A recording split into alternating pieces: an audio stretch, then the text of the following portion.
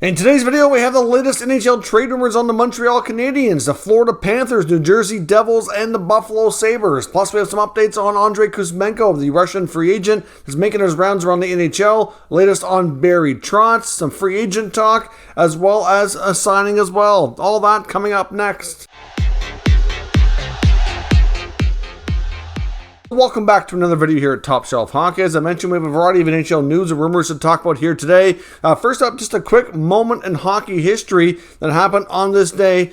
Back in 1987, we saw a trade between the New York Rangers and the Quebec Nordiques, which is not something you would ever see happen here today. The New York Rangers had traded their 1988 first-round draft pick to the Quebec Nordiques for their coach, Michel Bergeron. You never see coaches being traded here today. Of course, it wasn't a real common thing back in those days, but it did happen. Obviously, Michel Bergeron goes to the Rangers. He coached there for one full season. They missed the playoffs. The next year, he didn't even finish year two. It was late into the season with like 3 or 4 games remaining, and Bergeron was fired by Phil Esposito. He took over himself behind the bench to finish up the season, largely due to the fact that apparently Bergeron was quite outspoken and vocal about wanting a contract extension, which at that point I'm sure they were skeptical that he had even deserved, considering that they hadn't had a ton of success. Although at that point in the year, since it was almost the end of the regular season, the New York Rangers had secured a playoff spot, so they were a bit improved over the year before and made the playoffs. But after that, he went back to the Quebec Nordiques to coach one more year, and that Nordiques season was abysmal, one of the worst ever, a 12-win season. And then he was fired from there, and that was the end of her. So certainly a very interesting moment in hockey history that I thought a lot of fans may remember if you're old enough, or if you're not, something that you might find interesting, because you never see that kind of activity happen here today. Now on to today's news. We have a signing in Columbus. They've signed Brendan Gaunce, or re-signed Brendan Gaunce, I should say, to a 2-year, 2-way contract. It gives them a pretty lucrative AHL portion of the contract here, where it's a 2-way deal. In year one, he gets $750 at the NHL level, $450 at the AHL level. Year two, he gets $775 at the NHL level and $450 at the AHL level. So $450 to play in the American Hockey League is quite a lucrative deal. You do see some a little bit older, more experienced players that teams like to have to be a key leader for their farm team and their prospects down there. You get the odd one that'll make $200,000, $300,000, $400,000, but a lot of them are making significantly less than that, around $75,000 to $100,000. So that's a pretty nice salary to play at that level of hockey. Now, as I mentioned, we have an update on KHL Russian forward Andrei Kuzmenko, who's coming off a career year in the KHL and has been getting a lot of attention by NHL teams. Of course, he already made it known some time ago that he wanted to make the jump to North America and play in the NHL next season. He just came over recently and has been doing a bit of a tour. Previously, they had held meetings via Zoom or online meetings, but now they're doing face-to-face. That's all completed now. It's believed he had met with at least 3 teams, Vegas, Edmonton, and Vancouver. I know originally we heard there was down to about 5 or 6 teams, but those are the teams that reports are confirming that he did do face-to-face meetings with. Of course, doesn't matter where he really goes, he's going to get a 1-year entry-level contract because of his age and because of being new to the league. So money-wise, it's not really a big thing in the first year. I guess the big part of the decision-making here is, where is he going to get the best fit for the best kind of role for himself? Obviously, he sees himself as being a pretty solid offensive player, so he'd like to be able to get into a top 6 role.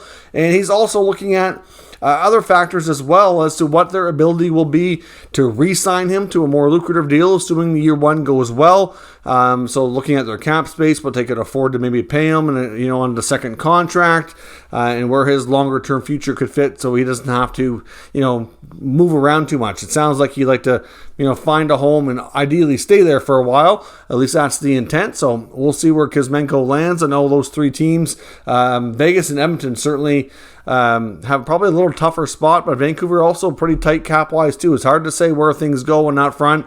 All these teams are definitely going to be making a variety of moves this offseason to kind of rejig their lineups going into next year. I know with Edmonton, if they're not going to be able to get Kane, this guy might be a potential replacement, but where he's only played in Russia, it's a little bit of an unknown. It's hard to say how he'll adapt and how much success he'll have in the NHL. Speaking of Edmonton, a lot of the news on Kuzmenko and other items here came from TSN's Insider Trading. They talked about the fact that the Oilers are trying to re-sign a few players, including deadline acquisition Brett Kulak, who was a pretty good addition on the blue line. He fit in quite well there. Certainly seemed to have the trust of Coach Jay Woodcroft. Ken Holland seemed to like him, seemed to be a good fit. So they are trying to engage in contract negotiations ahead of free agency to see if they can retain his services. So obviously it'll boil down to money. They like the player. The players seem to be interested in staying. So obviously they'll see if they can get something worked out. And it is believed that Ken Holland is talking to Evander Kane and his agent Dan Milstein as well.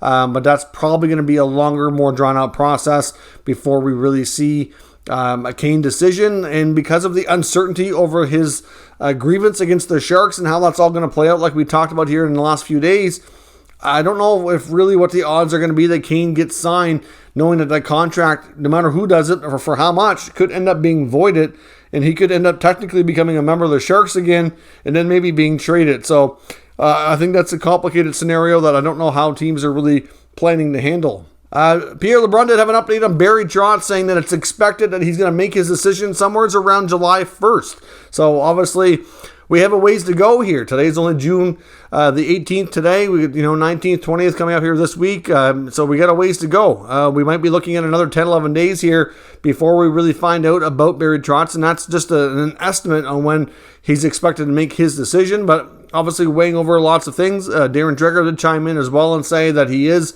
expected to meet with the Winnipeg Jets again this week. So certainly the Jets are still in the mix, you could say. I mean, we know the job in Philly was turned down by Trotz and went to Tortorella. It was reported that he had talked to Vegas, but they hired Bruce Cassidy, so that's out as well. It's been reported that he had talked to Detroit. I'm not sure how serious Yzerman is about bringing in Barry Trotz, or if he wants to get involved with a team that's really into a rebuild like that. It's not really clear what Barry wants longer term, but it is believed that he does have management aspirations, as we've talked about before, and that's why there's some people that think that it's a possibility he could end up back where he started, and that's in Nashville, in some sort of management role. That's not something that people are willing to rule out right now. Or if he is going to coach another team, that he negotiates some sort of clause in his contract that he move into a management role, in a couple of years' time or something to that effect. So we'll see where things go, but interesting updates there on Barry Trotz. We might be waiting a while for his update. Of course, we got, speaking of Nashville, though, and his connection there, longtime Predator Philip Forsberg, and obviously one of their greatest seasons as a player, setting up a record for goals in a season, might be hitting the market after all. Looks like the efforts to re-sign Philip Forsberg has not gone overly well so far. They were talking on Insider Trading that there really has been no progress on an extension since March. It's been a long time since we've really heard of any progress being made. It was a little bit surprised on my part that they didn't trade him at the deadline, but all the NHL reporters and insiders were saying at that point that a trade never took place because David Poile and the Predators were confident that they could get a deal done to keep him in the fold and sign him long term. Well, that appears to be slipping away here slowly. No guarantees, of course, that he hits the market. Maybe he'll come back last minute or closer to free agency with a bigger offer, and maybe he'll stay.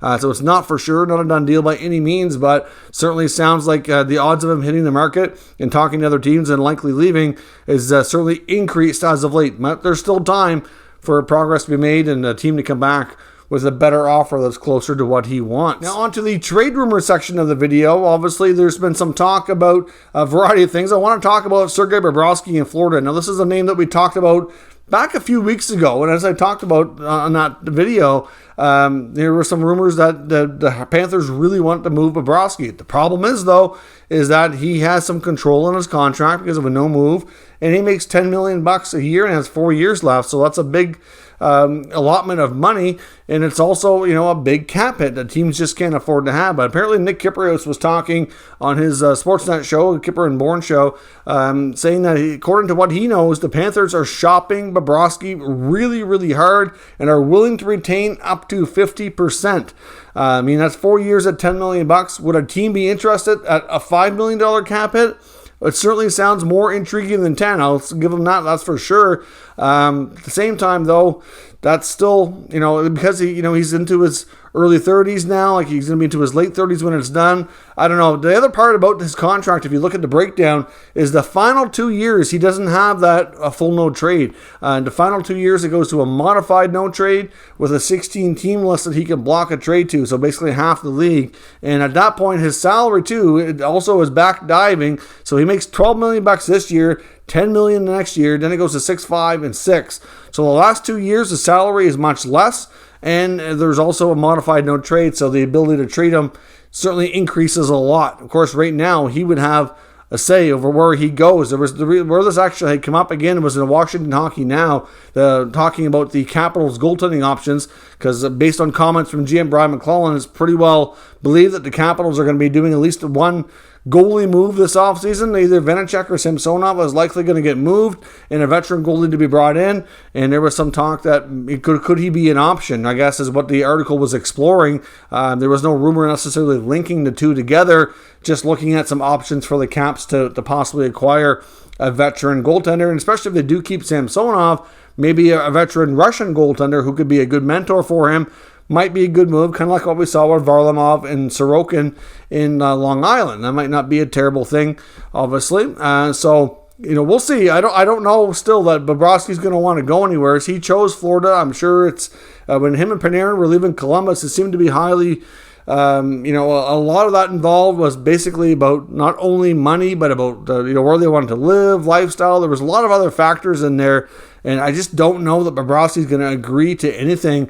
I mean, certainly I understand that the Panthers are kind of got their handcuffs on here, and it was the previous regime who made this contract happen, not the guys that are currently in charge there now, but that's certainly a deal that is not looking great. I mean, as soon as it was signed, $10 million for Bobrovsky, a lot of people took a big sigh and was like, ooh, they're probably going to regret that in a few years. He's a great goaltender when he's hot, but I mean, he has not earned that contract so far, and it's probably not going to age much better, especially when you got Spencer Knight making significantly less money, waiting in the wings to kind of take over a bigger role in the team. It does make it challenging, and they had already drafted Spencer Knight too when his contract was given, so it just really didn't make sense to me at all at the time. But I guess maybe that's part of the reason why the ones that made that decision aren't there anymore. Now, a couple other names here to keep an eye on as well. One is New Jersey's Jesper Bratt. I know I don't expect a trade, but his name keeps popping up in the rumor mill. A lot of the NHL insiders and different writers are talking about him. Apparently, he's getting a lot of interest in New Jersey. Not that they're actively trying to trade him. I don't think that's the case at all. But the fact is he had a career season. He certainly needs a new contract. He's a restricted free agent, and he's not signed yet. So obviously, when players go unsigned and it gets closer to free agency, other teams tend to inquire and start circling in case there's availability if things aren't going well, right? That just tends to be the way things go, and that is sometimes where a lot of rumors come from, is you get teams inquiring, and sometimes they'll leak information about what they were told it might take to get a deal done or something like that.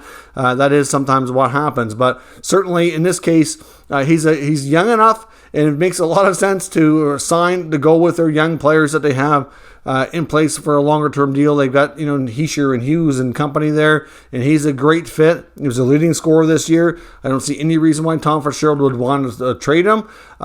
Really, considering his age and his performance and what he can get for a contract, even his qualifying offer is not outrageous. So, to me, I don't see a Jesper Bratt deal taking place. I think they'll find a way to come to terms here. I don't know if it'll be a long-term deal or they may have to settle on something shorter term, but no matter what, I mean, teams are circling, lots of interest. I'm not sure that we see a move here, though, unless teams just give a great offer that he just can't refuse, which is hard to imagine at this point, but anything's possible. Another name to watch in Buffalo is Victor Olofsson. Olofsson is 26 years old, an RFA, needs a new deal, getting pretty close to being a UFA. So obviously, he might want a longer-term deal to stay if he's able to stay in one spot long enough, or he may want to do a short-term deal and explore free agency. I'm not really sure what is higher on his list of priorities here, but Victor Olofsson's a guy that apparently the Sabres are considering shopping. He has a couple of 20-goal seasons under his belt, a lot of which of those goals have been on the power play.